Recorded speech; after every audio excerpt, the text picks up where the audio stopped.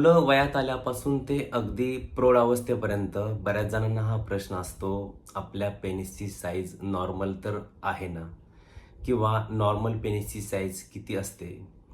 किती साईजचं पेनिस असल्यानंतर female partner satisfy होतो? ही साईज इन्क्रीज करता येते का?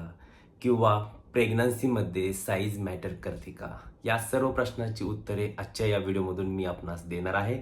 नमस्कार, मी डॉक्टर विनायक शिंदे आणि आपण पाहत आहात डॉक्टर विनायक शिंदे गायनेकोलॉजिस्ट पुणे हा यूट्यूब चॅनल. व्हिडिओमधील माहिती अगदी इन्फॉर्मेटिव्ह आहे, त्यामुळे माझी नेहमीप्रमाणे एक रिक्वेस्ट अशी आहे की ही माहिती जास्तीत जास्त शेअर करावी. हा व्हिडिओ जास्तीत जास्त शेअर करावा. व्हिडिओ आवडला तर लाईक आणि सबस्क्राईब तर कराच, परंतु जास्तीत जास्त शेअर करा. तर सुरू करूयात आजचा आपला हा व्हिडिओ.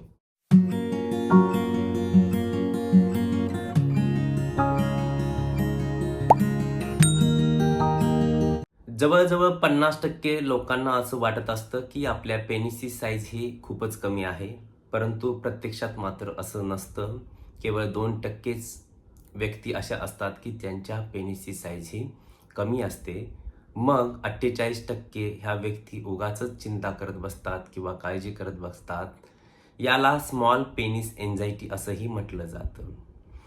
बरेच जण असे काही व्हिडिओ पाहतात आणि ते व्हिडिओ पाहिल्यानंतर त्यांना असं वाटतं की आपल्या पेनिसची साईज त्यांच्या तुलनेमध्ये खूपच कमी आहे. परंतु या ठिकाणी विचार करण्यासारखी अशी गोष्ट आहे, या व्हिडिओमध्ये दाखवणारे ज्या व्यक्ती असतात त्यांच्या केवळ आपण त्या पेनिसची साईज नोटीस करतो. त्या व्यक्तींना जर आपण नोटीस केलं तर त्या व्यक्तींची देहयष्टी, त्यांची उंची, त्यांच्या बाकीच्या शरीर आकृती ही त्या तुलनेत ही तशीच असते. म्हणजे अशाच व्यक्ती त्या व्हिडिओसाठी सिलेक्ट केल्या जातात की त्यांची हाईट, वेट या तुलनेने इतर व्यक्तींच्या मानाने अधिक असतील. त्यामुळे आपल्या मनामध्ये संभ्रम अशा वेळी होतो ज्यावेळेस फक्त आपण त्या पेनिसची साईजच नोटीस करतो, त्या व्यक्तीलाही नोटीस केलं पाहिजे.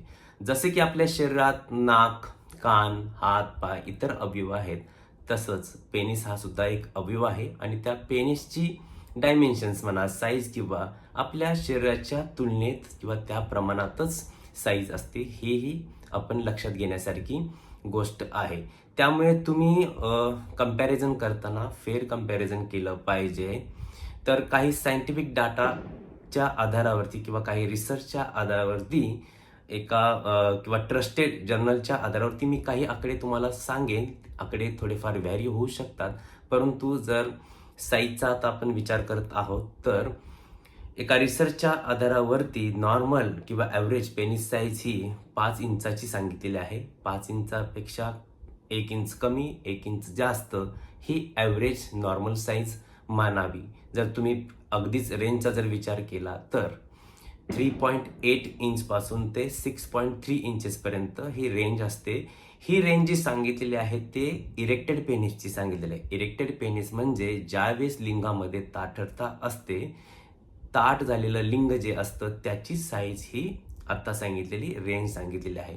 जे फ्लॅसिड म्हणजे सुप्त अवस्थेत असतं किंवा इरेक्ट नसताना जे पेनिस साईज सांगितलेली आहे ती on an average 2.3 to 4.8 inches एवढी असते. त्यामुळे जवळजवळ 95% पेक्षा अधिक लोकांची जी साईज आहे, व्यक्तींची साईज आहे पेनिसची, ही नॉर्मल साईजमध्ये येते. त्यामुळे उगाच चिंता करण्याची काही आवश्यकता नाही.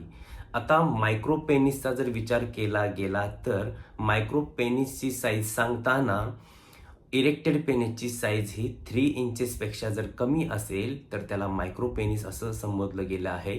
किंवा तीच साईज फ्लॅसिड पेनिसची सांगितली तर 1.5 इंचापेक्षा कमी ही मायक्रो पेनिसची साईज सांगितलेली आहे. अशा व्यक्ती केवळ 2% व्यक्ती असतात. त्यामुळे जर सर्वसाधारण विचार करायला गेला, जी मी नॉर्मल ॲव्हरेज साईज सांगितली ती 5 इंचाची, त्याच्यापेक्षा कमी 1 इंच वरती खाली होऊ शकतं, ती ॲव्हरेज नॉर्मल साईज मानावी. आता इथे इरेक्टेड पेनिसचा विचार अधिक केला गेला पाहिजे. फ्लॅसिड पेनिसचा तसा तितकासा काही फरक पडत नाही. फ्लॅसिड पेनिस म्हणजे इरेक्ट नसताना जी पेनिसची साईज असते त्याचा तितकासा परिणाम किंवा फरक पडत नाही. बरेच जण व्यक्ती असा विचार करतात की माझी लिंगाची साईज हे ज्यावेळेस इरेक्ट असतं त्यावेळेस खूप असते आणि इरेक्ट नसताना खूपच कमी होते.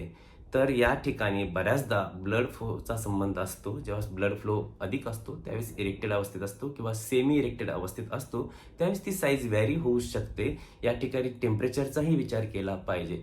त्यामुळे इरेक्टेड नसताना पेनिस जी साईज आहे तिचा तितकासा फरक पडत नाही. इरेक्टेड पेनिसची साईज ही 3 इंचांपेक्षा अधिक असायला हवी. आता या ठिकाणी काही गर्थचेही आकडे आहेत, परंतु हे आकडे सांगून मी तुम्हाला संभ्रमात पाडू इच्छित नाही. जर तुमचं सेक्शुअल फंक्शन हे व्यवस्थित असेल, उत्तमरित्या होत असतील, शारीरिक संबंध हे व्यवस्थित येत असेल, तर त्या ठिकाणी साईज, गर्थ, डायमेन्शन्स याला काही आधार उरत नाही. जर तुम्ही सेक्शुअली सॅटिस्फाईड असाल तर साईज त्या ठिकाणी मॅटर होऊ शकत नाही. आता जे 50% लोकांना प्रश्न पडलेला असतो की आमचं पेनिस खूपच स्मॉल आहे किंवा लहान आहे, अशा व्यक्तीमध्ये बऱ्याचदा हे जे आपण पेनिसकडे पाहतो तो वरून खाली पाहिलं जातं. तो जो अँगल आहे त्या अँगलने दृष्टिभ्रम होऊ शकतो आणि ती साईज ही कमी जाणवू शकते. जर तुम्हाला खरंच साईजमध्ये एवढा इंटरेस्ट असेल तर ती पेनची साईज नोटीस करायची असेल तर आरशासमोर उभे राहून जी पेनची साईज दिसते ती आपल्याला व्यवस्थित दिसते. त्यामुळे साईजमध्ये इंटरेस्ट असेल तर तो अँगल असा न पाहता आता मी सांगितल्याप्रमाणे पाहण्यात यावा.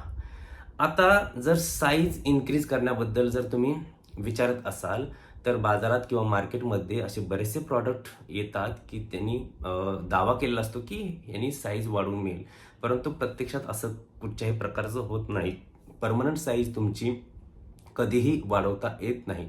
काही कारणास्तव टेम्पररी तुमची साईज वाढू शकते, परंतु अशा कुठच्याही प्रॉडक्टच्या नादी लागू नका आणि असे प्रॉडक्ट घेण्याच्या भानगडीत पडू नका. सायंटिफिक आधारावर डॉक्टरांचा सल्ला वेळच्या वेळी घ्या. आता मायक्रो पेनिसचा जर विचार केला गेला तर अशा काही परिस्थितीमध्ये खूपच स्मॉल पेनिस असल्यामध्ये काही सर्जरी सजेस्ट केले जातात. तेही तुम्ही डॉक्टरांना भेटून आवश्यक तो सल्ला घेतला पाहिजे.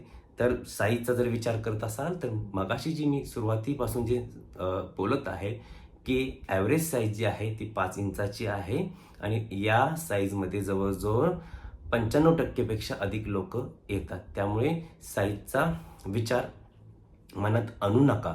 दुसरी गोष्ट, आता फिमेल पार्टनर सॅटिस्फाय होण्याची.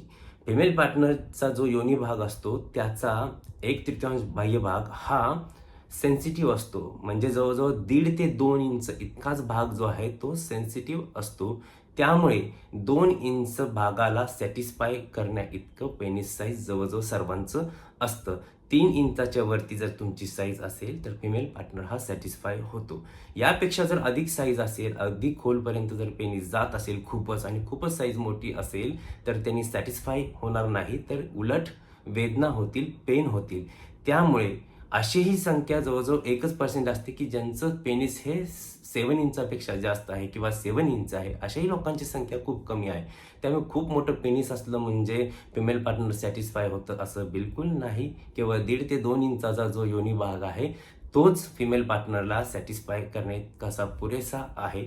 यामध्ये तुम्हाला मागे काही व्हिडिओमध्ये सांगितलेलं आहे फोरप्लेचाही सहभाग आहे. फोरप्ले म्हणजे ज्या गोष्टी येतात की ॲक्च्युअल ॲक्ट करण्यापूर्वी किसिंग असेल, टच करणं असेल, या बऱ्याचशा प्रकारे तुम्ही फोरप्ले जर उत्तमरित्या करत असाल आणि लुब्रिकेशन जर निर्माण झालं, तुमचे शारीरिक संबंध जर व्यवस्थित निर्माण होत असतील तर साईज मॅटर करत नाही.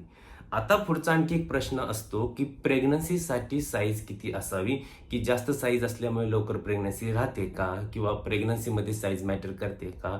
याही प्रश्नाचं उत्तर तेच राहील की जर तुमचं पेनिस मी सांगितल्याप्रमाणे नॉर्मल साईजच्या रेंजमध्ये असेल, तुमचे शारीरिक संबंध व्यवस्थित होत असतील, पेनिट्रेशन व्यवस्थित होत असेल, लुब्रिकेशन व्यवस्थित निर्माण होत असेल, सेमेनमधला जो स्पर्म काउंट आहे तो व्यवस्थित असेल, स्पर्मची मोटिलिटी व्यवस्थित असेल, म्हणजे मोटेल स्पर्म म्हणजे वेगाने जाणारे स्पर्म जास्त प्रमाणात असतील आणि ओव्ह्युलेशनच्या काळात जर तुम्ही शारीरिक संबंध ठेवत असाल तर स्पर्म आणि ओव्हम यांचा संयोग होतो आणि तुम्हाला प्रेग्नन्सी राहते.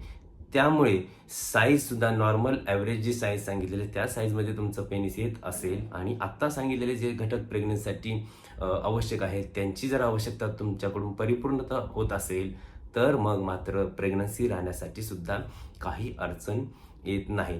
त्यामुळे हा जो साईज संबंधी बरेचसे संभ्रम असतात आणि बऱ्याच ठिकाणी आपण पाहतो, व्हिडिओ पाहतो आणि कंपॅरिझन करतो, तर ते फेअर कंपॅरिझन होत नाही. त्यामुळे जशी व्यक्ती आहे त्याप्रमाणे आपला अवयवसुद्धा आहे, जसे इतर अवयव त्याप्रमाणे पेनिसची साईजसुद्धा असते. आता आणखी एक प्रश्न असतो की बरेच जण म्हणतात की पेनिसला अँगल आहे, पेनिस वाकडं आहे, सरळ आहे. असं काही नाही, ज्याची त्याच्या शरीराची ती ठेवण असते. त्यामुळे पेनिसच्या साईजबद्दल जे आत्ता तुमच्या मनातले संभ्रम असतील ते या व्हिडिओने दूर झाले असतील असं मला वाटते. हा व्हिडिओ जर तुम्हाला खरंच इन्फॉर्मेटिव्ह वाटला असेल तर आपल्या मित्रांना निसंकोचपणे शेअर करा. असे माहितीपूर्ण व्हिडिओ खूप गरजेचे आहेत. अनावश्यक ठिकाणी व्हिडिओ पाहण्यापेक्षा माहितीपूर्ण व्हिडिओ पाहणे कधीही चांगलं. व्हिडिओतली माहिती खरंच आवडली असेल तर लाईक आणि चॅनलला सबस्क्राईब करायला बिलकुल विसरू नका. आपल्या काही शंका असतील तर अवश्य कमेंट करा. तुम्हाला कुठच्या विषयावरती अजून व्हिडिओ आवश्यक आहेत किंवा माझ्याकडून ते व्हिडिओ अपलोड करावे अशी इच्छा असेल तर कृपया आपण कमेंट्समध्ये असे विषय सांगावेत किंवा कमेंट्स कराव्या. अशा खूप साऱ्या कमेंट्स घेऊन त्याच्यावरती आधारित आपण व्हिडिओ नक्कीच अपलोड करूयात. तर आज इथेच थांबतो. भेटूयात नेक्स्ट व्हिडिओमध्ये. तोपर्यंत पाहत रहा डॉक्टर विनायक शिंदे गायनेकोलॉजिस्ट पुणे हा यूट्यूब चॅनल. आपला आणखी एक यूट्यूब चॅनल आहे स्त्री आरोग्यम नावाचा, त्याचीही लिंक खाली डिस्क्रिप्शनमध्ये दिलेली आहे. याचबरोबर माझी इतर माहितीही तुम्हाला याच व्हिडिओच्या डिस्क्रिप्शनमध्ये मिळेल. तुम्ही निसंकोचपणे आमच्याशी संपर्क साधू शकता. थांबूयात इथेच. Thank you. Take care and bye bye.